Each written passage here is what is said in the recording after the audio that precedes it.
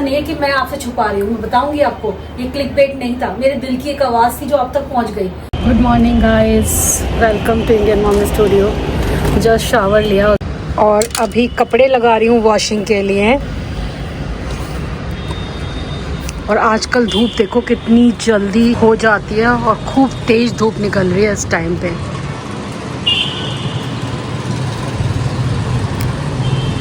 कुछ भी सुखाओ तुरंत सूख जाता है आजकल।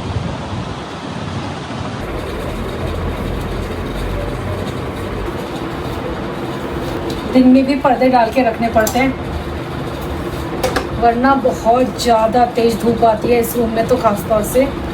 और अभी मैं लगा रही हूँ एलोवेरा जेल। ये मेरी फ्रेंड ने रिकमेंड किया था मुझे, तो मैंने परचेज़ कर लिया। खादी का है, पहली बार ही ट्राई करूँगी आज। देखते हैं इसका टेक्सचर कैसा है। वाह,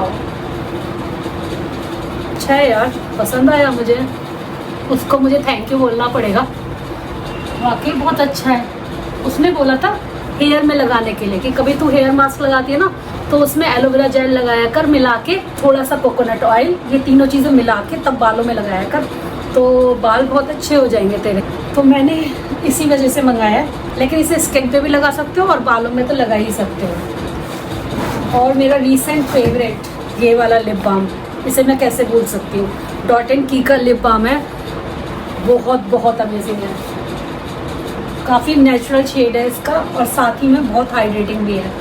मेरा फेवरेट हो गया है आजकल। लाइट नहीं आ रही है क्योंकि मैंने कर्टेंस डाले हुए हैं, इधर दिखाती हूँ, ये देखिए है ना कितना नेचुरल शेड। मैं तो आजकल इसी को ही लगा के रखती हूँ अपने सारे व्लॉग्स में। इवन जो मैं अपने वीडियोस बनाती हूँ, शॉर्ट्स बनाती हूँ, रील्स बनाती हूँ, उनमें भी मैं इसी को ही लगाना पसंद कर रही हूँ आजकल। इतना पसंद आ गया है मुझे। ये बेरी शेड है इसका, मैं इसका लिंक छोड़ दूँगी, चेक कर लेना आप लोग। सुबह सब्जी लेकर आए थे तो उनको धो के रखा और ये धनिया निकाल के रखा था कि इसकी चटनी बनाऊंगी। कच्ची आमी लेके आई थी कि कच्ची आमी वाली चटनी बनाऊंगी धनिया के साथ मिक्स करके, मुझे बहुत पसंद है। तो ये मैं अभी थोड़ी देर में बनाती हूँ, लेकिन इससे पहले प्रशांत के लिए ना ये काट देती हूँ पपाया। दोपहर में खाना खाने से पहले मैं उनको ये दे रही हूँ। आजकल काला नमक डाल के देती हूँ क्योंकि पेट में दर्द नहीं होता अगर काला नमक लगा के खाते हैं ना पपाया, तो फिर पेट में कोई दर्द वर्द नहीं होता। शुरुआत में मुझे भी सूट नहीं करता था, फिर दीदी ने मुझे बोला तू कभी भी इसे खाती है ना तो काला नमक लगा कर खाया कर। आज खाने में क्या बना है? खाने में ना आज बनी है तोरई की सब्जी और खीरे का रायता। तोरई लौकी जो प्रशांत बिल्कुल नहीं खाते थे, आजकल चुपचाप खा लेते हैं, वो भी बिना मसाले के, सिर्फ नमक पड़ा हुआ होता है और हल्दी। ज़्यादा मेरा मन करे तो हल्की सी काली मिर्च डाल देती हूँ क्योंकि कोई भी मिर्च नहीं डल रही है, ना हरी ना लाल, उनको पसंद ही नहीं आती। काली वाली फिर भी डाइजेस्ट कर जाता है। आप देखोगे ना सब्जी की शक्ल तो ऐसी लगेगी जैसे कि रोना आ जाएगा, लेकिन यही खा रहे हैं आजकल। ये थोड़े दिन की बात और है, मेरी बहुत सारे लोगों से बात हुई है इस बारे में और मुझे लगता है कि जब भी मैं किसी से भी बात करती हूँ कोई ना कोई एक बंदा बोल ही देता है कि यार हमारे घर में भी हुआ है। आज सुबह भी मेरी किसी से बात हो रही थी तो उन्होंने मुझे बोला कि मेरे हस्बैंड का हुआ है और वो बहुत ठीक है, ऐसा कोई दिक्कत नहीं है, तुम बिल्कुल भी टेंशन मत लो, सब अच्छे से हो जाएगा, इसमें कोई दिक्कत वाली बात ही नहीं है, सभी लोगों का हो ही रहा है आजकल। और उन्होंने बोला कि बस थोड़े दिन की बात होती है, हफ्ता डेढ़ हफ्ते बाद हस्बैंड सब कुछ खा रहे थे, तो ऐसा कोई दिक्कत नहीं कि लाइफ टाइम ही आपको ये सारी चीज़ें, ये प्रिकॉशन करने, आप आराम से पहली वाली लाइफ जी सकते हो, जैसे पहले खाना खाते थे वैसे खा सकते हो, बस थोड़ा लाइट खाना खाना और कम मसालों वाला, और ऑयल थोड़ा कम इस्तेमाल करना जैसे चीज़ों में। लेकिन हाँ, फेस्टिवल के टाइम पे तो कहते हैं पूरियाँ वगैरह भी बनती हैं, तो मेरे हस्बैंड भी पूरियाँ वगैरह खा लेते हैं, कोई दिक्कत नहीं होती उनको। तो ये चीज़ सुन के मुझे अच्छा लगा, वरना यार अभी उम्र ही क्या है, मतलब अभी से इतना ज़्यादा परहेज का खाना खाएंगे प्रशांत तो उनका भी मन खराब होगा ही ना। कच्ची आमी की चटनी बनाने के लिए सबसे पहले मैंने पैन रखा, उसमें थोड़ा सा पानी डाला, आमी को 2 टुकड़ों में इस तरीके से डिवाइड कर लिया है और जो गुठली है वो हटा दी थी मैंने यहाँ पर। इसके बाद मुझे चाहिए था 1 टमाटर। अगर आप इससे ज़्यादा बनाना चाहते हो तो डबल कर देना हर चीज़ को। और उसके बाद मैंने कुछ लहसुन की कलियाँ ले ली, 2 से 3 हरी मिर्च ले ली है। और ये चटनी मैं सिर्फ अपने लिए बना रही हूँ, प्रशांत को नहीं देने वाली, क्योंकि वो स्पाइसी फूड बिल्कुल नहीं खा रहे हैं आजकल। तो जो भी चीज़ बनती है वो बहुत ही फीकी सी बनती है, तो मुझे थोड़ा सा टेस्ट चाहिए होता है। ये खट्टी भी है, तीखी भी है, तो काफ़ी अच्छा फ्लेवर ऐड हो जाएगा खाने में। तो लंच तो ऑलमोस्ट रेडी हो ही चुका है, बस मुझे रोटियां सेकनी है इनके लिए गरम गरम। साथ के साथ में शाम की भी थोड़ी सी तैयारी करके चल रही हूँ, जैसे कि इडली बनानी थी, तो इडली का बैटर बना हुआ है ऑलरेडी। बस उसकी इडली बना के तैयार करके रखूँगी, जब भी फ्राइड इडली खाने का मन करेगा तब तुरंत के तुरंत बन के तैयार हो जाएंगी। क्योंकि क्या होता है ना, यही वाला टाइम होता है मेरे पास आफ्टरनून का, उसके बाद मेरे अपने काम शुरू हो जाते हैं कि वो भी करना इंपॉर्टेंट है, तो उसके लिए टाइम निकालना, सारी चीज़ों को मैनेज करना, इस वजह से मैं दोपहर में ही शाम की तैयारी थोड़ी बहुत कर लेती हूँ। प्रशांत को फ्राइड इडली पसंद है और मुझे प्लेन चटनी के साथ खाना अच्छा लगता है, तो शाम को क्या करूँगी ना, इनको फ्राई कर दूंगी। बना के अभी तैयार करके रख रही हूँ, वेजिटेबल्स वगैरह डाल के अच्छे से फ्राई करके इनको दूंगी। अब इनको ठीक लग रहा है कुछ दिनों से, तो बस हम लोग सोच रहे हैं कि डेट ले लेते हैं इनकी ऑपरेशन की। पहले से बेटर फील कर रहे हैं, लेकिन डॉक्टर नहीं है आजकल, डॉक्टर गए हुए हैं छुट्टी पे। जैसे ही आते हैं ना, उनसे बात करके इनके लिए डेट लेंगे। ये बनने के लिए मैं रखती हूँ, पानी भी गर्म हो गया होगा।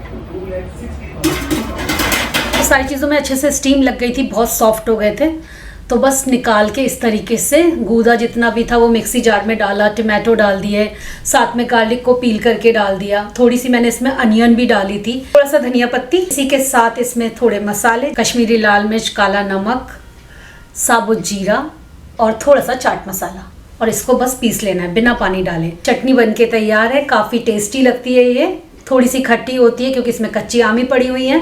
इसे आप पराठे के साथ, दाल चावल के साथ, रोटी के साथ, किसी के भी साथ खाओगे ना, अच्छी ही लगने वाली है। तो बस अब मुझे रोटियां बनानी थी प्रशांत के लिए, क्योंकि लंच का टाइम हो रहा था, तो उनकी तोरई की सब्जी, खीरे का रायता और रोटी ये सर्व किया था आज लंच में मैंने। खीरा वैसे साइड में काट कर मैं देती हूँ सैलेड में, लेकिन आज खीरे का रायता बना था तो सैलेड मैंने ऐसे कट नहीं किया। दोपहर का लंच करने के बाद 10 से 15 मिनट का मैं रिलैक्स करती हूँ, मैक्सिमम 20 मिनट का, इससे ज़्यादा मैं कर ही नहीं पाती क्योंकि दिमाग में बहुत सारे काम चल रहे होते हैं। जैसे कि एडिटिंग का ही काम होता है मेरे पास, मेरे शॉर्ट्स और रील्स पर जो वीडियोस जाती हैं उनका काम होता है। इन सबको करने में कब समय निकल जाता है और कब शाम हो जाती है मालूम नहीं पड़ता। फर्शी सलवार सूट तो काफ़ी ट्रेंड में है और मैंने दिखाई भी आप लोगों को। कुछ लोग उसे फर्शी बोल रहे हैं, कुछ उसे फारसी बोल रहे हैं, कुछ लोग उसे फारसी बोल रहे हैं। वैसे देखा जाए तो हिंदी में अगर लिखने चलोगे तो फारसी ही लिखोगे। खैर कोई बात नहीं। तो ये जो सलवार सूट है ना, जो मैंने शॉर्ट्स में और इंस्टाग्राम के रील्स में आपको दिखाए हैं, काफ़ी लोगों को पसंद आए हैं, लेकिन जब इनका पूरा सेट लेने चलते हो तो थोड़ा सा महंगा पड़ता है। आज मैं आपको कुछ ऐसा जुगाड़ दिखाने वाली हूँ जिसके लिए आप मुझे थैंक यू बोलोगे बाद में। तो आज मैं ना कुछ आपको ऐसे टिप्स एंड ट्रिक्स बताने वाली हूँ जिसकी वजह से आपका ये सेट जो है वो सस्ते में रेडी हो जाएगा और आपको ज़्यादा कुछ करना नहीं है। 1-2 सलवार परचेज़ कर लेनी है, जो कि मैंने आज से 3-4-5 महीने पहले परचेज़ करी थी अपने कश्मीरी कुर्तियों के नीचे पहनने के लिए, और वो इस टाइम इतनी ज़्यादा ट्रेंड में हो गई हैं कि मुझे मालूम नहीं था। और वो ना, अब आप कितनी भी शॉर्ट कुर्तियाँ हैं उनके साथ पेयर करके देखो, सेम वैसे ही लुक आने वाला है। तो शॉर्ट कुर्ती परचेज़ करो, साथ में वो वाली सलवार जिसका मैं लिंक छोड़ने वाली हूँ डिस्क्रिप्शन बॉक्स में, आप चेक कर लेना। उसमें बहुत सारे कलर्स हैं, मैंने भी मंगाए हैं। मतलब मैंने ना वाइट कलर तो आपको पता ही है, 4 से 5 महीने पहले जब मंगाया था, यहाँ पे पिक्चर लगा दूंगी, बनारस गई थी वहाँ पर भी पहना था मैंने। लेकिन उसके अलावा मैंने पिंक कलर में भी मंगाया है, और उसके साथ साथ मैंने कुछ लखनऊ चिकन वर्क की कुर्तियाँ मंगाई हैं, उसको उनके साथ पेयर करके मैं आपको दिखाने वाली हूँ। वैसा ही लुक क्रिएट होगा, और थोड़ी सी मतलब वो शॉर्ट कुर्तियाँ और थोड़ी सी मतलब समझ लीजिए नी से थोड़ी सी ऊपर हो कुर्तियाँ, और उस सलवार के साथ आप पहनोगे तो वैसा ही लुक आएगा जैसे कि फारसी सलवार सूट में आता है। तो ये है मेरी पहली सलवार जो मैंने परचेज करी थी, और इसमें बहुत सारे कलर्स हैं। मैं बताती हूँ, मैंने अब इसमें पिंक भी खरीद लिया है, क्योंकि पिंक को भी मैं किसी के साथ पेयर करके देखूंगी, किसी शॉर्ट कुर्ती के साथ सेम वैसा ही लुक आने वाला है। और भी बहुत सारे कलर्स में मिलने वाले हैं, और इसे तो मैं कम से कम 7 से 8 बार ऑलरेडी वॉश कर चुकी हूँ। इस टाइम भी ये आयरन करके आई हुई है, तो मतलब कपड़ा तो इसका बहुत ही बढ़िया है, इतना अच्छा कॉटन का फैब्रिक है। इसे तो आप आंख बंद करके ले लो, आपको बहुत काम में आने वाला है। जरूरी नहीं है इसे शॉर्ट कुर्ती के साथ ही आप इस सलवार को पेयर करो, आप किसी भी कुर्ती के साथ इस सलवार को पेयर करोगे। जैसे मैंने अभी घर में गेस्ट आए थे ना उस दिन, आरुषि, तो उस दिन भी मैंने जो कुर्ती पहनी थी येलो कलर की, उस कुर्ती के साथ भी यही वाली सलवार डाली हुई थी। तो ये वाली सलवार बहुत सारी कुर्तियों के साथ चल जाएगी, चाहे वो लॉन्ग हो चाहे वो शॉर्ट हो। तो इन दोनों का लिंक आपको नीचे मिलने वाला है और इससे रिलेटेड सारे कलर्स। और हाँ, आज मैं आपको क्या दिखाने वाली, जो मैंने रिसेंटली परचेज किया है अपने लिए गर्मियों में पहनने के लिए शॉर्ट कुर्तियाँ ली हैं, और वो भी लखनवी चिकन वर्क की। तो वो ही शेयर करती हूँ आपसे सबसे पहले। वैसे बहुत कम होता है कि मैं अपने ब्लॉग में कपड़े वगैरह शेयर करती हूँ। मैं ज़्यादातर जो कपड़े होते हैं, स्किन केयर, मेकअप, ये सारी चीज़ें मैं अपने शॉर्ट्स में शेयर करती हूँ। तो अगर आप मेरे शॉर्ट्स अभी तक वॉच नहीं कर रहे हो तो आप कुछ मिस कर रहे हो, क्योंकि मैं वहाँ बहुत रेगुलर हूँ और रोज़ कुछ ना कुछ नया शेयर करती रहती हूँ आप सबके साथ। तो जल्दी से जाइए, शॉर्ट्स चेक करिए और पुराने वाले भी देखो यार, अभी ज़्यादा पुराने नहीं हुए हैं, मैंने रिसेंटली बहुत अच्छे अच्छे शॉर्ट्स डाले हैं। तो यहाँ पर देखिए सबसे पहली कुर्ती, अच्छा मैंने जो बेडशीट हॉल डाला था ना उसमें ब्लैक कलर का ब्लैक कलर का कुर्ता सेट पहना हुआ था जिसमें लखनवी चिकन वर्क हो रहा था। उसका भी लिंक मांग रहे थे आप लोग, अगर मेरे पास मिल पाया, पुराना है क्योंकि, तो मैं छोड़ दूंगी। अदरवाइज मैं आज जो दिखा रही हूँ वो देखिए, ये भी लखनवी चिकन वर्क की ही कुर्तियाँ हैं और ये बहुत ही प्यारा सा कलर है, ये पिकॉक ब्लू कलर। मैं पहन के भी दिखा दूंगी आपको। तो पहली कुर्ती तो मैंने कुछ ऐसी मंगाई है। इसी को ना, इसको मैं अभी देखो, ये बिल्कुल सही लेंथ है, इतनी लेंथ में भी ये वाली सलवार चल जाती है, बहुत अच्छी लगती है। मैंने लार्ज साइज मंगाया है, जो कि मुझे आजकल लार्ज साइज लूज हो रहा है, तो मैं सोच रही हूँ कि मुझे मीडियम मंगा लेना चाहिए। अब एक मैंने येलो मंगाया है यार, येलो भी बहुत प्रिटी है। ये देखिए, ये रहा येलो। इसके नीचे आपको स्लीव्स पहननी पड़ेगी, जो कि लकीली इसी के साथ मिल रही है आपको, ये मिल रही है इसके साथ, आपको टेंशन लेने की जरूरत नहीं है, ये प्रोवाइड कर रहे हैं इसके साथ। है ना, कितना प्यारा कलर है ये वाला, मुझे बहुत मन कर रहा है पहन के अभी जल्दी से देखने का। ये देखो कितनी प्यारी लग रही है, ये भी इसके साथ भी स्लीव्स आई है। ये देखिए, ये भी कितनी प्यारी लग रही है ना। इसको मैं पहन के दिखाती हूँ आपको जल्दी से, ये तीनों कुर्तियाँ फटाफट आपको पहन के दिखाती हूँ, फिर बताना आपको कौन सी प्यारी लग रही है इनमें से। कितनी प्यारी लग रही है ना इस सलवार के साथ। और इसकी जो कुर्ती की जो लेंथ आई है वो भी बिल्कुल परफेक्ट आई है, जैसे कि इस सलवार के साथ सूट करती है। बिल्कुल इतनी ही शॉर्ट कुर्तियाँ अगर आपके पास हैं तो बस इस टाइप की सलवार के साथ आप पेयर करके देखना, बिल्कुल वही लुक आने वाला है, जैसा कि मैं भी थोड़ी देर पहले आपको बता रही थी। बहुत ही सुंदर लग रही है ना ये कुर्ती, प्रशांत को भी बहुत पसंद आई, मैंने अभी दिखाई उन्हें, तो प्रशांत कह रहे थे यार ये तो बड़ी प्यारी लग रही है तुम पे। ब्लैक कलर वैसे अच्छा भी लगता है, लेकिन ब्लैक कलर ना गर्मियों में कुछ लोग अवॉइड करते हैं पहनना। मुझे मतलब पसंद है तो मैं पहन लेती हूँ, लेकिन बहुत सारे लोग लाइट कलर पहनना चाहते हैं। और ये है इसका फैब्रिक। तो नीचे जो स्लीव्स पहनी है उसकी वजह से देखो बिल्कुल भी ट्रांसपेरेंट नहीं लग रहा है, अच्छी स्लीव्स है, कॉटन की मोटी वाली, तो बढ़िया है। कॉक ब्लू वाली, इस पर भी बहुत बढ़िया काम हो रहा है वाइट कलर से, और ये काफ़ी मोटी भी है, तो इसके नीचे स्लीव्स नहीं मिली है मुझे, बिना स्लीव्स के भी ये ट्रांसपेरेंट नहीं लग रही है।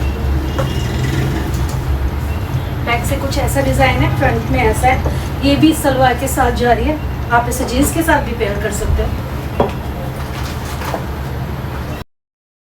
ये है लास्ट कुर्ती इस हॉल की, लग रही है ना कितनी प्यारी, ये तो सच में बहुत सुंदर है। इसका फैब्रिक और कुर्तियों से थोड़ा डिफरेंट है, ट्रांसपेरेंट है, थोड़ा शेयर है, लेकिन इसके साथ जो स्लीव्स मिली है उसकी वजह से ऐसा लुक नहीं आ रहा है, बिल्कुल परफेक्ट आ रहा है, सुंदर लग रही है। लाइट कलर की है तो दिन में पहन के जाओगे ना कहीं भी तो अच्छा लगेगा। बहुत ज़्यादा भरा भरा सा काम नहीं है, जो उससे पहले पहना था उसमें तो बहुत ही ज़्यादा काम हो रहा था, इसमें लाइट है। वर्क देखो कितना अच्छा है इस पे, सुंदर लग रही है ये।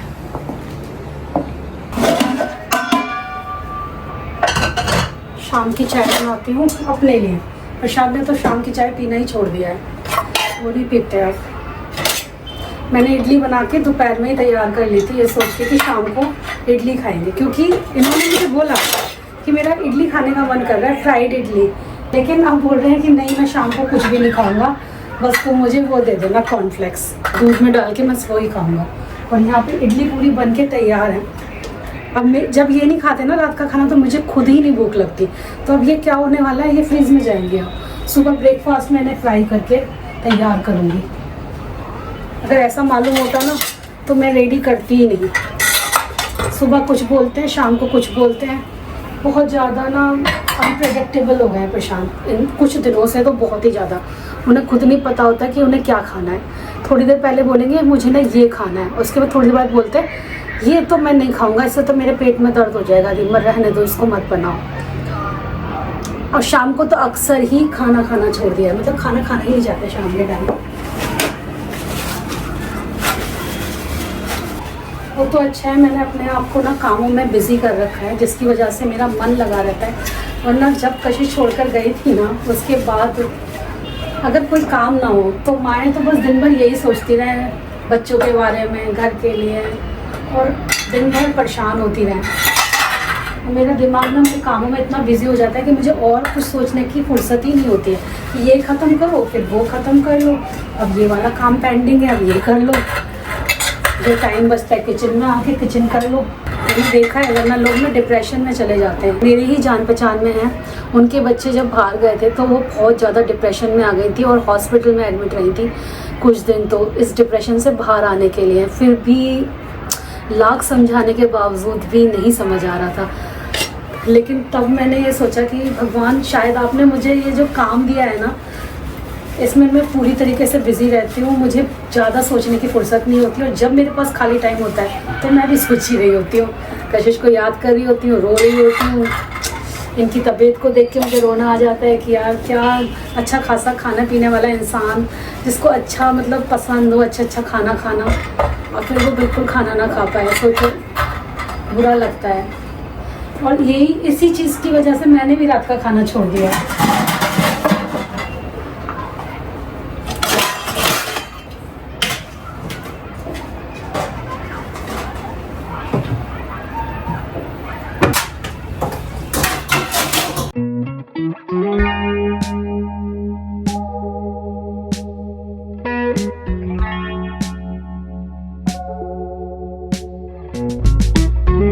चाय बना रही हो क्या? अपने लिए तुम तो पी नहीं रहे। मैं नहीं पी रहा हूँ शाम को। गाइस अभी भी पेट ना सही नहीं हुआ है एक्चुअली। मैं वैसे तो सही है, मैं बताऊँ ऐसा पेन वेन नहीं हो रहा है, लेकिन जैसे खाना खाता हूँ ना उसके बाद एकदम से होता है मुझे। तो मैं कोशिश करता हूँ कि मैं दोपहर में जितना भी खाना खाना है ना, हेल्दी खाना, अभी जैसे बहुत खाते हो, हाँ एक डेढ़ रोटी जो भी मुझे खाना है वो मैं दिन में ही खाऊँ, और रात में मैं या तो म्यूसली खा रहा हूँ या ओट्स खा रहा हूँ, या फिर ब्रेड जो वो वाली ब्रेड होती है ना आटा ब्रेड, वो खा रहा हूँ सिकवा के, उससे मुझे पेट में दर्द नहीं होता है। तो प्लीज़ ये मत कहना कि आप आटा ब्रेड नहीं खानी चाहिए, क्योंकि मुझे उससे दर्द नहीं हो रहा है। तो मैं तो वही काम करूँगा जिससे मुझे आराम पड़ेगा। दूसरी बात ये रही कि डॉक्टर से हमारी जब मुलाकात हुई थी, उन्होंने ये कहा था कि आप ना जल्दी से जल्दी इस ऑपरेशन को करा लीजिए जैसे ही आपका पेट सेटल हो। तो जैसे ही मेरा पेट सेटल होगा, हो गया है मोस्टली, तो मैं करा लूंगा आने वाले कुछ एक आध हफ्ते में। डॉक्टर भी बाहर है, उन्होंने बोला था के लिए डॉक्टर भी बाहर है, जब वो वापस आएंगे तब कराएंगे। बाकी सारी जो प्रोसेस है ना वो सारी अंडर प्रोसेस है, जैसे कि कोऑर्डिनेशन वगैरह उनके कोऑर्डिनेटर के साथ और इंश्योरेंस वगैरह, वो सारी चीज़ें। कुछ लोग ये बोल रहे हैं प्रशांत कि मैंने अपने पति की बीमारी का कंटेंट बना लिया है। मुझे हंसी आ रही है सोच के कि जो चीज चल रही होती घर में उसी का ही कंटेंट होता है, और होता क्या है। ठीक है, लोगों को हो सकता है और लगता हो, लेकिन गाइस रीमा का तो काम ही व्लॉग्स बनाना है, राइट? हमेशा अच्छा दिखाएं, ऐसा कैसे पॉसिबल है? जो लाइफ में चल रहा होता है रीमा वही दिखाती है। अगर मेरे पेट में दर्द हो रहा है या मेरी तबीयत सही नहीं है तो उसको वो एकदम हैप्पी फेस वाला तो कंटेंट नहीं दे सकती ना। उस वक्त क्या दिखाएगी? बर्थडे किसी की या किसी की शादी दिखाएगी जब मेरी तबीयत खराब चल रही है। तो जो हो रहा है क्या गलत फहमी है? मतलब मैं कोई जानबूझ के कर रही हूँ क्या?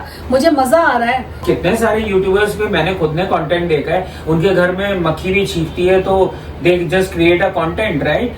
तो उनके लिए तो बहुत कुछ, हम लोग तो फिर भी बहुत ज्यादा क्लीन कंटेंट दिखाते हैं, नॉन कंट्रोवर्शियल कंटेंट दिखाते हैं, ऐसा दिखाते हैं जिसमें हमारा किसी और से मतलब नहीं होता है, और हम अपनी लाइफ में ही मस्त हैं, और हम अपनी लाइफ से जो रिलेटेड चीजें होते हैं वो दिखाते हैं। ना हम किसी से कंट्रोवर्सी करते हैं ना कुछ करते हैं। लेकिन इसका मतलब ये नहीं है कि किसी की लाइफ में अगर कोई वो आ रहा है तो वो उससे व्यूज कमा रहा है, पैसे कमा रहा है। अरे जब मैं बीमार नहीं था पैसे तो तब भी उतने ही आ रहे थे, उतने ही आ रहे।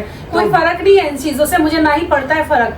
मेरा काम है मेहनत करना। अच्छा, लोगों को मेरी मेहनत करने में भी प्रॉब्लम है, मुझे ये समझ में नहीं आता सच में आप लोग मुझे प्यार करते हो, सच में मुझे समझते हो? उन लोगों के लिए बात कर रही हूँ जो ऐसे कमेंट्स करके जाते हैं ना, सच में मेरी चिंता करते हो, मुझसे प्यार करते हो, तो फिर आप ऐसे नहीं लिखोगे यार कि जो है आप लोगों को तो एनकरेज करना चाहिए, राइट? ये थोड़ी करना चाहिए कि काम छोड़ दूं मैं अपना, काम छोड़ दो, बहुत सारे लोग हस्बैंड बीमार पड़ा है और वो कंटेंट बना रही है। ये सब क्या बातें होती है? मान लो अगर कोई वाइफ वर्किंग है और हस्बैंड की अगर तबीयत खराब है तो क्या सबके सब क्या घर पे छुट्टी लेके बैठ जाते हैं? क्या सच बात बताना है? कितने दिन के लिए बैठ जाते हो? मैंने भी 6-7 दिन नहीं बनाया था, कुछ भी नहीं छुआ था, पुरानी चीजें थी वो अपलोड करी और 6-7 दिन बाद मैंने फिर अपना नया कंटेंट स्टार्ट किया। तो उसमें बुराई क्या है? मुझे नहीं समझ में आता। काम करके मैं अपने आप मेहनत करके और मैं अपने टाइम, फुल टाइम काम है, जिन लोगों के दिमाग में नहीं घुसता है प्लीज घुसा लो। मैं 8 साल से 9 साल से देख रहा हूँ रीमा को काम करते हुए, इसलिए मैं शायद इनके काम को अप्रिशिएट कर पाता हूँ और यूट्यूबर्स के भी काम को मैं अप्रिशिएट कर पाता हूँ, क्योंकि मुझे मालूम है कितना हार्ड वर्क है ये। जो लोग ये सोचते हैं इनको फ्री के प्रोडक्ट्स आ रहे हैं, जो लोग ये सोचते हैं इनको है ही क्या, एक कैमरा उठा के इनको वीडियो तो बनानी है। आप लोग जरा वीडियो बना के देखो, कैमरा उठा के देखो, बना के देखो, कितने रीटेक लोगे और कितनी बार में जाके, कितने सालों बाद में जाके आप कंफर्टेबल होगे कैमरे के आगे ना, ये आपको तब मालूम पड़ेगा। इसके अलावा मैं ये भी कमेंट पढ़ रही थी कि लास्ट व्लॉग में मैंने जो टाइटल डाला है, थंबनेल दिया है, वो मतलब टाइटल आपको ये नहीं देना चाहिए था, ये तो आपने क्लिक बेट दिया है। क्लिक बेट नहीं है गाइस, जो है सच है। बस हाँ इतना जरूर है कि मैं नहीं की है, क्योंकि मैंने ही रीमा को मना किया। मैंने कहा कि रीमा अभी सब कुछ ढंग से निपट जाने दो, फिर हम बताएंगे कि ऐसी क्या चीज थी जो डॉक्टर को हमको रिवील करनी चाहिए थी, लेकिन उन्होंने नहीं करी reveal, which I think it is not correct. और एज अ पेशेंट मुझे जानने का पूरा हक था, लेकिन उन्होंने नहीं बताया, हमें भी नहीं पता, इनको भी नहीं बताया। मिडिल ऑपरेशन में आके अगर कोई प्रोसीजर में आके कोई कुछ कह रहा है तो इसमें पेशेंट क्या कर लेगा और उसके घर वाले क्या कर लेंगे, इसमें से टेक्निकल लैंग्वेज, जो मेडिकल टेक्निकल लैंग्वेज होती है। तो अभी हम उस चीज को रिवील नहीं कर रहे हैं। अभी मैं चाहता हूँ, क्योंकि मैं चाहता हूँ मेरा ऑपरेशन जो भी होना है वो ढंग से हो जाए और एक बार मैं थोड़ा सा हेल्दी फील कर लूँ। उसके बाद मैं ये नहीं हूँ कि मैं किसी को डिविनाइज करूंगा या करूँगा, मैं बताऊंगा कि क्या ऐसी चीज थी जो छुपाई गई। नहीं है कि मैं आपसे छुपा रही हूँ, मैं बताऊंगी आपको। ये क्लिकबेट नहीं था, मेरे दिल की एक आवाज थी जो अब तक पहुंच गई। बस कभी कभी हो जाता है, हम रिदम में होते हैं, रिदम में लिख देते हैं या बोल देते हैं। हाँ, फिर हमें एहसास होता है कि नहीं यार, मैंने बात की चीजें भी बोली थी ब्लॉग में, लेकिन वो काट ली मैंने, एडिट कर दी, क्योंकि प्रशांत ने मुझे बोला नहीं अभी ये सही वक्त नहीं है इनको रिवील करने का, हम किसी और ब्लॉग में बताएंगे। हाँ, तो क्योंकि उससे ना आपका भी फायदा होगा। एक्चुअली में आप कभी भी ऐसी प्रॉब्लम से गुजरोगे तो आप अपने डॉक्टर से ढंग से पूछ सकते हो उस चीज को। तो आज मैं कुछ ऐसे ही कमेंट्स पढ़ रही थी जिनका दिमाग, जिनको पढ़ने का मेरा दिमाग भी ना हिल गया, खुद का दिमाग उड़ा हुआ था। मेरा भाई लोग पता नहीं, मुझे लगता है कोविड के बाद मुझे सीधा आके अब देख रहे हैं, ऐसा लग रहा है जैसे कोविड में देखते थे मेरे ब्लॉग, फिर 2020 कहते हैं 2 में देख लिया होगा ज्यादातर, उसके बाद डायरेक्ट आके कमेंट कर रहे हैं आप लोग बहुत बाहर का खाना खाते हो इसीलिए आपके साथ ऐसा हुआ है। अरे भाई बाहर का खाना ऐसा है, महीने में आप एक बार देखोगे हैं और 22 लाख आपके सामने वही व्लॉग आ जाए जिसमें हमने कहीं बाहर से कुछ खाना मंगाया है या हमने खाया है या बाहर जाके कुछ खाया है, तो आपको क्या लगेगा? आपको क्या लगेगा कि ये जब भी मैं वीडियो खोलता हूँ या खोलती हूँ तो ये लोग तो बाहर का ही खाना खा रहे होते हैं। उसमें भी प्रशांत पिछले साल और उससे पिछले साल के भी व्लॉग देखोगे ना गाइस, आप बता देना गिने चुने कुछ ऐसे व्लॉग होंगे जिनमें हमने बाहर जाके कुछ खाना खाया होगा। और वो भी बहुत अवॉइड करते हैं गाइस, हम लोग नहीं खाते। एक्चुअली में हमारे घर में भी बहुत लोगों को यही कंफ्यूजन है कि फ्राइड फूड बनता है। तो आपने दिमाग में आप लोगों के जो कंफ्यूजन है ना, प्लीज थोड़े से दूर करो।